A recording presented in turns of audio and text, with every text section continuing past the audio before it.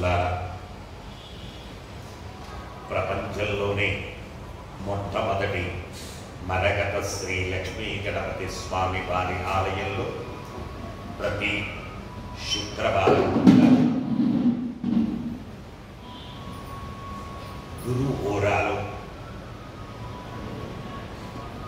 మనం సువర్ణ పుష్పార్చన సేవను గావించుకుంటూ ఉన్నాం. ఏ మానవుడైతే పూర్వజన్మ పాప కర్మము చేత ఈ జన్మలో ఏ పని తలపెట్టినా ఆ పనిలో ఆ పూర్వజన్మ పాప కర్మము అడ్డుగోడగా పడి ఆ పనిని సక్రమంగా నిర్వర్తించనీయదట. అయితే మనకు వైవర్తక పురాణంలో చెప్పిన దాని ప్రకారంగా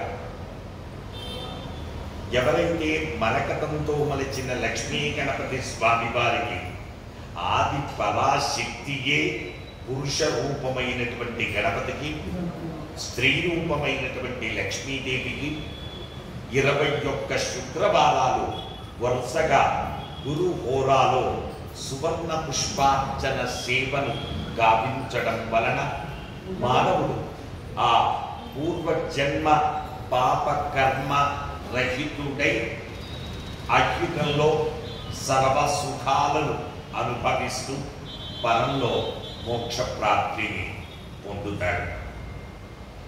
అలాగే ప్రతి శుక్రవారం కూడా మనం ఒక రెమెడీ చెప్పుకోవడం సంప్రదాయం.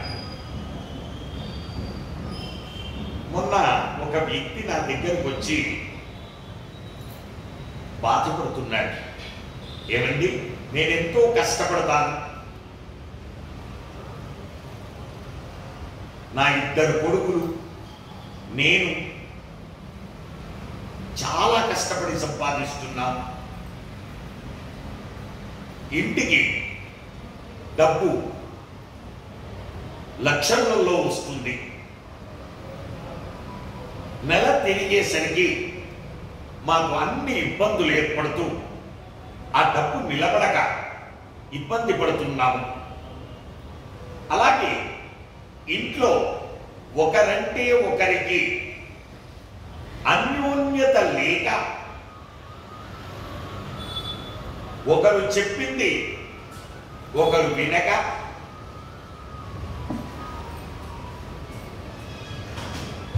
లేనిపోని ఇబ్బందులు పడుతూ ఉన్నాం.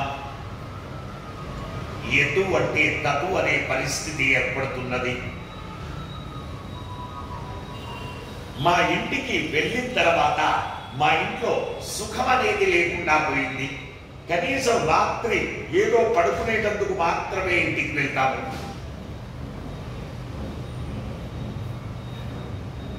వెళితే ఆ సమయంలో కూడా నిద్ర పట్టగా పోట్లాడుకోవాల్సినటువంటి పరిస్థితులు ఏర్పడుతున్నాయి.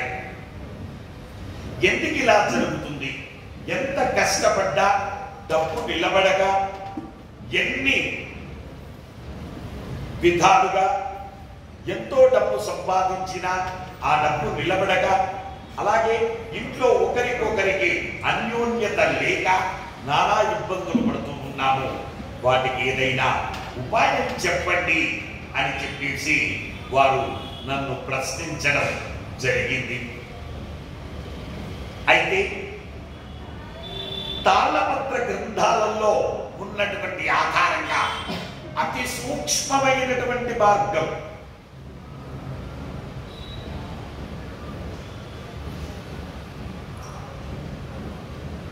కేవలం ఆదివారం రోజున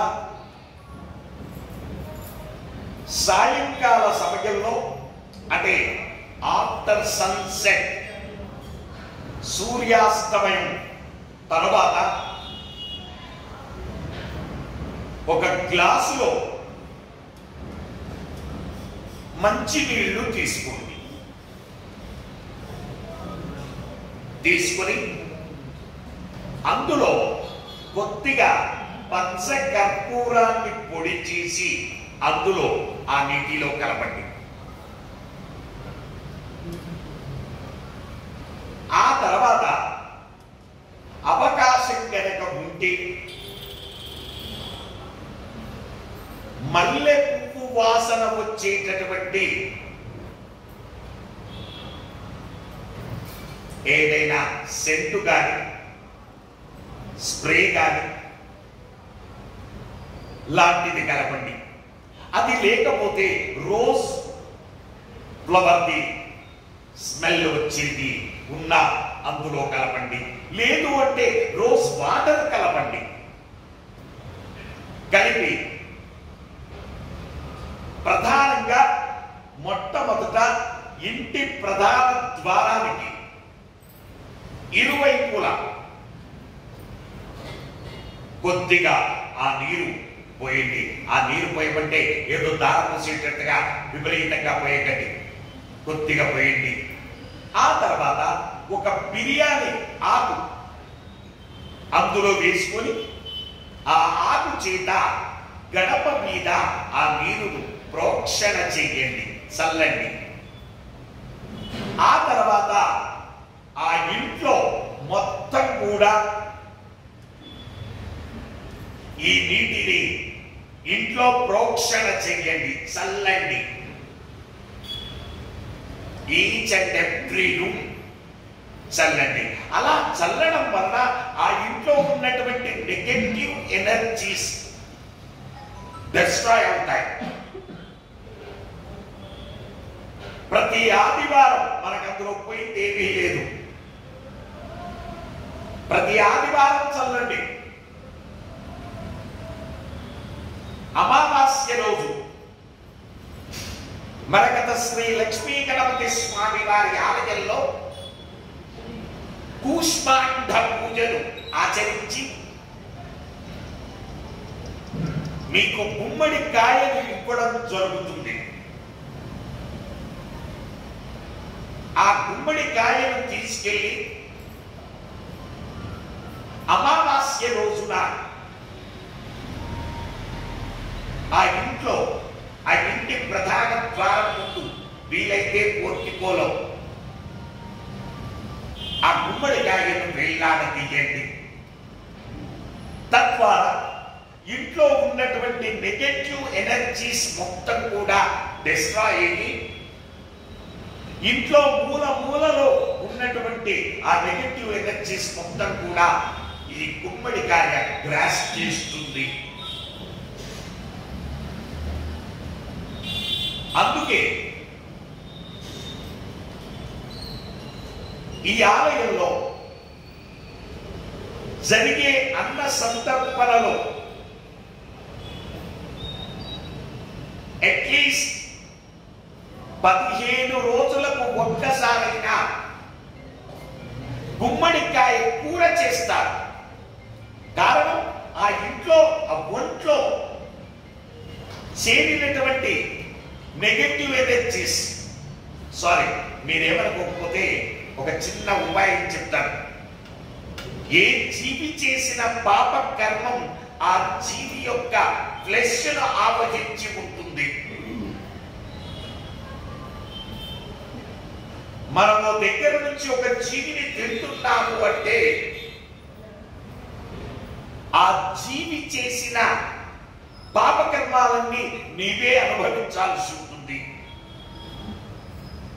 బాహ్య శుద్ధి జరిపి అంతఃశుద్ధి జరగకపోతే నీలో ఉన్నటువంటి ఆ నెగటివ్ ఎనర్జీస్ నిన్ను పక్కదారిని పట్టిస్తాయి. కాబట్టి అందుకే ఈ ఆలయంలో అట్లీస్ట్ 15 రోజులకు ఒక్కసారైనా గుమ్మడికాయ కూర చేసి ఆ గుమ్మడికాయ కూరను వాళ్ళు తినేటట్లు చేసి అంత శుద్ధి చేయడం జరుగుతూ ఉంటుంది. కాబట్టి భగవద్బాంధవులారా, ఆ పచ్చ కర్పూరం నీళ్లు మరియు అందులో జాస్మిన్ సెంటు లేదా గులాబీ వాటరు కలిపి ఇంట్లో ప్రోక్షణ చేయడం వలన పచ్చ కర్పూరం లేనప్పుడు మామూలు కర్పూరం వాడవచ్చు. అయితే పచ్చ కర్పూరం వాడినప్పుడు ఉండేటటువంటి ఫాస్ట్ రిజల్ట్స్ మామూలు కర్పూరం వాడినప్పుడు ఉండదు. కాబట్టి ఈ విధంగా మీరు ఇంట్లో ప్రోక్షణ ఆదివారం పూట సూర్యాస్తమయం తర్వాత ఆ నీటిని ఇంట్లో ప్రోక్షణ చెయ్యడం వలన ఇంట్లో ఉన్నటువంటి నెగటివ్ ఎనర్జీస్ మొత్తం కూడా డిస్ట్రాయ్ అయ్యి పాజిటివ్ ఎనర్జీస్ వెలుగుతూ ఒకరికి ప్రేమాభిమానాలు పెరిగి ఒకరు చెప్పుతున్నటువంటి మాటను మరొకరు వింటూ అందులో ఉన్నటువంటి నెగటివ్స్ పాజిటివ్స్ ఇద్దరు ఆ ఇంట్లో వాళ్ళందరూ కూడా కూర్చొని చర్చించుకొని ముందుకు సాగేటందుకు అవకాశం ఉంటుంది. వచ్చే వారం మరొక రెమెడీతో మనం కలుసుకుందాం. శుభమస్తు. ఎడమ చేతిలో ఉన్నటువంటి అక్షింతలను కుడి చేతిలో